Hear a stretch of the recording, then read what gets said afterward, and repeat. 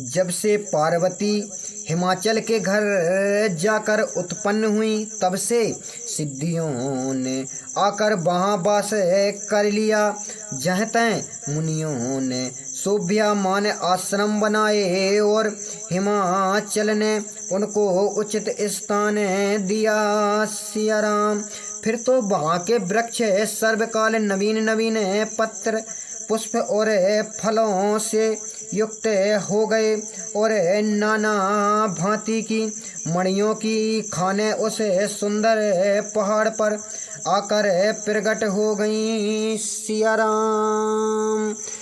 तालाब और नदियों से स्वच्छ और पवित्र जल बहने लगा। पक्षी और मृग आदि के सुखी हो रहने लगे। सब जीवों ने स्वतः बैर का जीवन त्याग दिया और परस्पर प्रीति रखते हुए सब उस पर्वत पर प्रेम करने लगे। सिया राम। पार्वती जी के जन्म से यह पर्वत ऐसा शोभ्यमान हो गया जैसे मनुष्य श्री रामचंद्र जी की भक्ति को पाकर शोभ्यमान हो जाता है। पर्वत राज के घर नित्य मंगलाचरण होने लगे और ब्रह्मादिक आकर उनका यशोगान करने लगे। सिया राम। जब यह समाचार नारद जी को मिला, तब वे बड़े कौतुक के साथ दौड़े हुए हिमाचल के घर पहुँचे। हिमाचल ने उनका बड़ा स्वागत किया और पांव पखार कर सुंदर आसन दिया। सिया राम।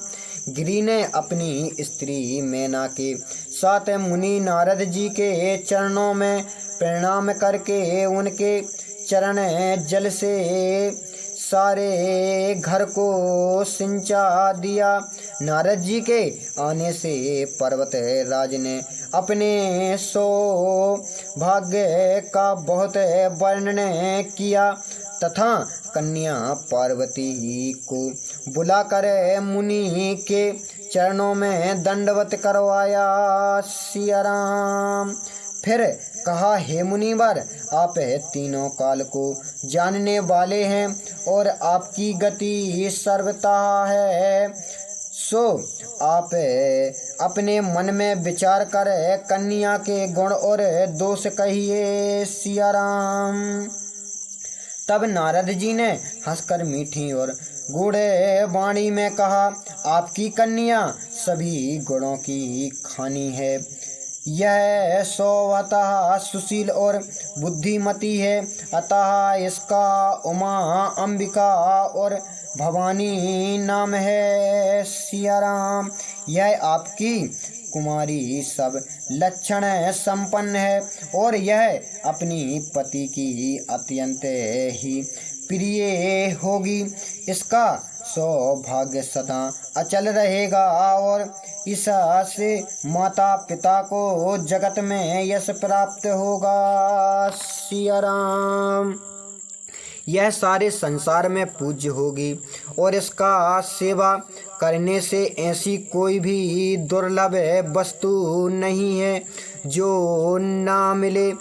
इसके नाम को जपकर संसारिक स्त्रियां पतिव्रता धर्म रूपी तलवार की धार पर चढ़ेंगी। सिया राम।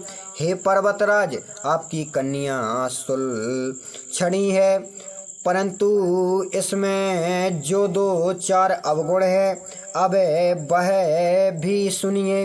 इसे निर्गुण मन रहित, माता पिता से विहीन, उदासीन, सब संदेश रहित, योगी जटाधारी, निष्ठ काम चिंतित, नग्न शरीर, ऐसा अमंगल भेष वाला पति से को मिलेगा, क्योंकि इसके हाथ में ऐसी ही रेखा पड़ी है। सिया राम। तब नारद जी की यह वाणी सुन और उसे अपने मन में सत्य समझकर हिमाचल और मैना के हृदय में बड़ा दुख हुआ, किंतु पार्वती जी प्रसन्न हुई। वह एक ऐसी दशा थी जो समझने में अलग थी, जिसे नारद जी ने भी नहीं जाना। सिया राम सब सखियों सहित पार्वती हिमाचल और मैना के शरीर पुलकित हो गए तथा नेत्रों में जल भर आए।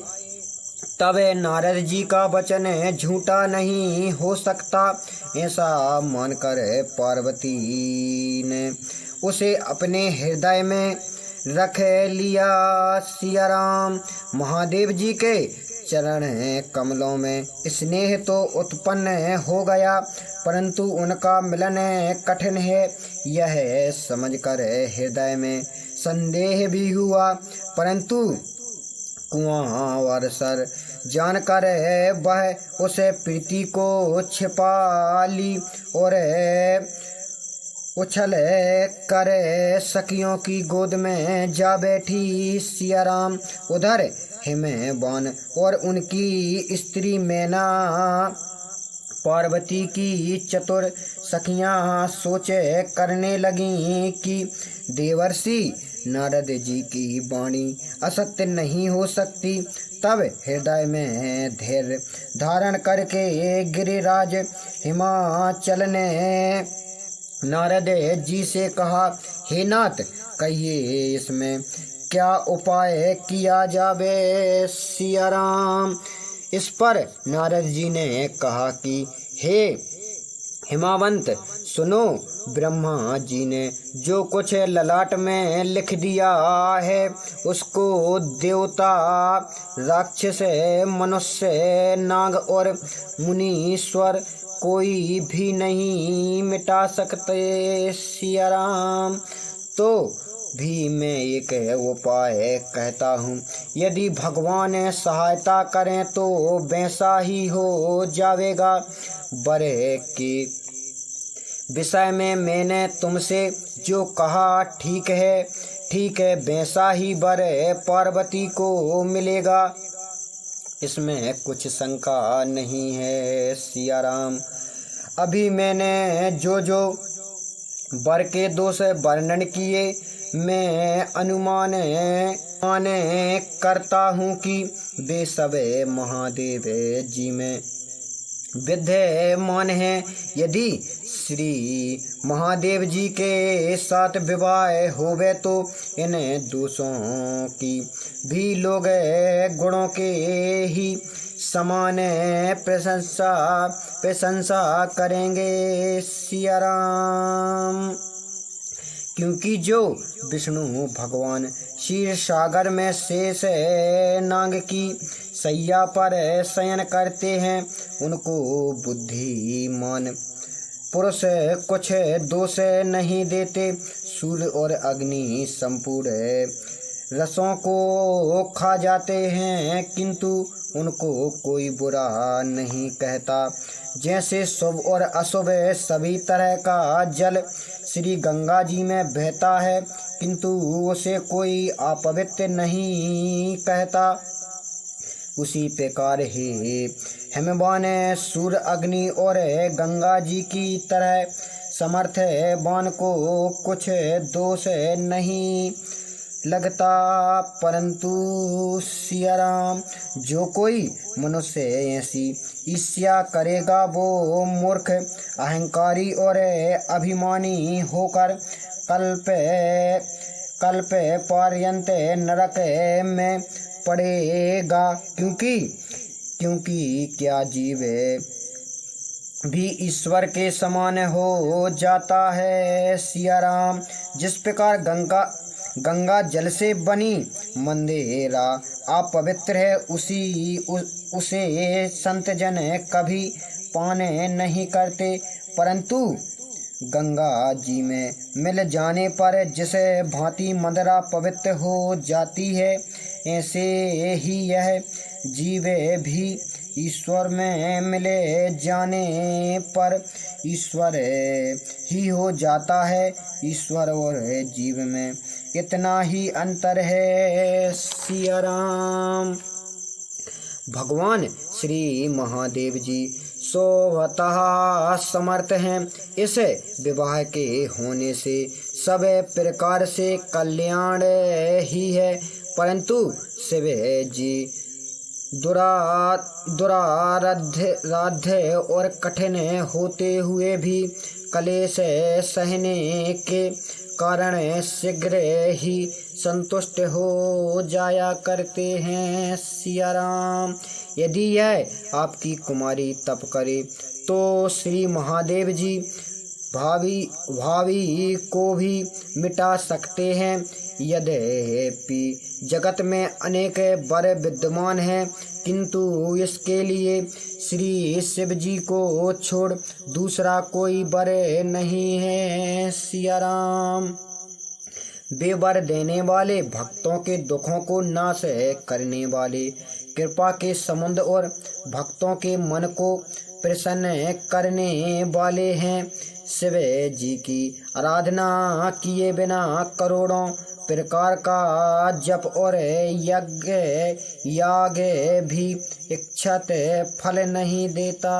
सिया राम।